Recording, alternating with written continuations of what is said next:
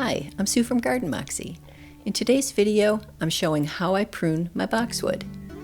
I'm going to show you how I use my hand pruners. I'm going to share why I absolutely can't be trusted with gas-powered hedge trimmers. And I'm going to talk about two major boxwood pests that I've been battling. My least favorite gardening chore is pruning the boxwood. I absolutely dread it every single spring. I don't like setting up string lines, and I can't stand cleaning up all those tiny little clippings. In this season, I was dreading it more than normal because last year I didn't prune my boxwood at all. I decided not to because we had such high heat and drought conditions. I think that was a mistake. So this season I got the bright idea that I was going to really trim back the outer diameter of my circular border by about 1/3 of its height. I really let these boxwood get too tall. Now, please know that hard pruning boxwood is not recommended. And when I first started this out, I really didn't think I was going to be doing hard pruning.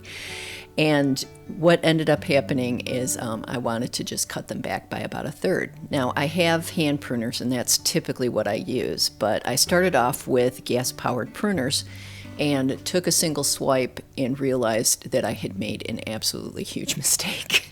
After I removed the top part of the boxwood, I looked underneath and there was nothing except for bare branches. And I just thought, oh my gosh, what have I done? But not to be deterred or frightened, and clearly I should have been both deterred and frightened, I continued. The result is this hideous display of how never to prune a boxwood hedge. Please do not do this. Remember me at the beginning telling you why I need to stay away from gas-powered hedge trimmers? Well, now you can see why. So I took a big gulp of water, started cleaning up the mess, and I'm just going to focus on the fact that I need to keep these plants well hydrated. They're fertilized, and I'm going to hope for the best. So again, do not hard prune boxwood, but it is done. So I put the gas-powered pruners away and returned to the hand pruners that I should have been using from the beginning. I purchased these pruners on Amazon and they're fantastic. I will leave a link to the pruners in the description below. The one tip that I will share is that you need to pay attention when you hold your pruners, that you're holding them perpendicular when you're trying to cut straight lines. Sometimes I have a tendency to tilt my pruners when I'm pruning, which won't give you a straight cut. So that's just a little tip. The reason why I haven't done a video about how I prune my boxwood is because I really don't do it properly. I eyeball it. I just don't have it in me to set up string lines for every single cut. But if you're very particular, you need to do that. Instead, I look at the boxwood, I trim a bit off of the tops and the sides, and just kind of make sure that I'm not taking a lot off each time. I do set up string lines to ensure that the height and the width of each section is similar to each other once I've made the first set of cuts. So in this case, I started with the border that was in the far left corner of the backyard, and I just use a couple of posts that I use in the garden, and I use some white yarn, and that's what I use for my string line.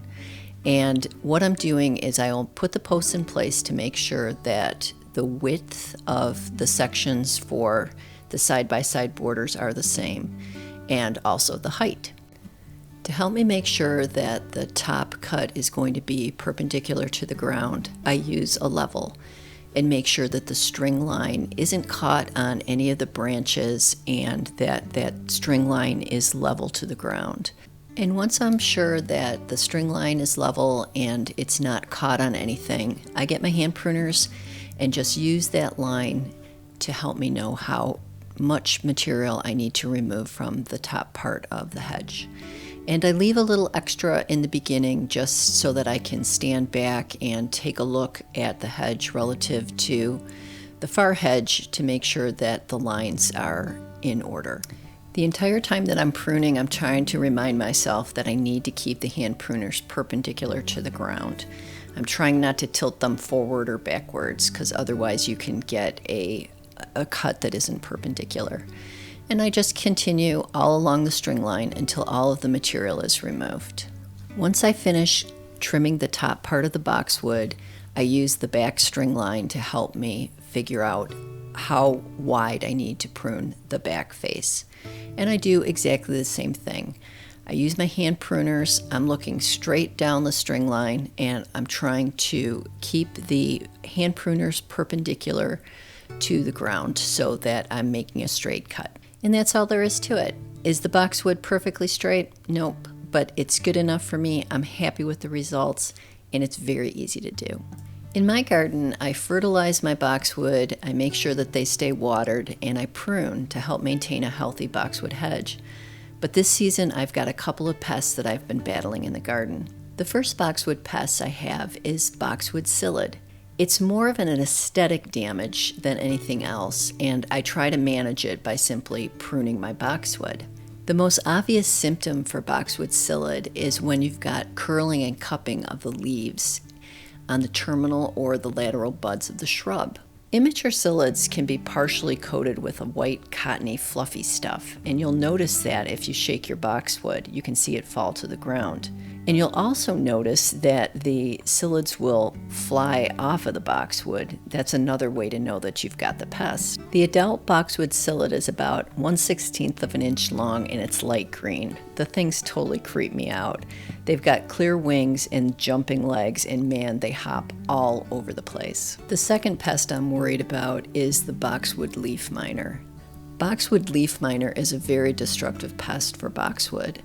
The larvae of this fly feed on the tissue between the outer surfaces of the leaves. Adult leaf miners emerge in April or early May, and the adults are small, like around 3 millimeters long, orange, mosquito-like flies. This pest is really difficult to control without chemicals, but I don't use chemicals in my garden. So what I'm going to do is what's recommended, and that's to continue to prune the boxwood back by about 1/3 to remove the stems that are infested, to hopefully reduce the pest. I think the most important lesson here is a focus on biodiversity. I've got so much boxwood in my garden. It really is concerning when you start to get boxwood pests like the boxwood leaf miner. But you know what? That is a great lesson, and I'm going to take it with me to the next garden that I design. And I hope that you found this video helpful. That's it for this video, and we'll see you in the next one. Anywhere, feel like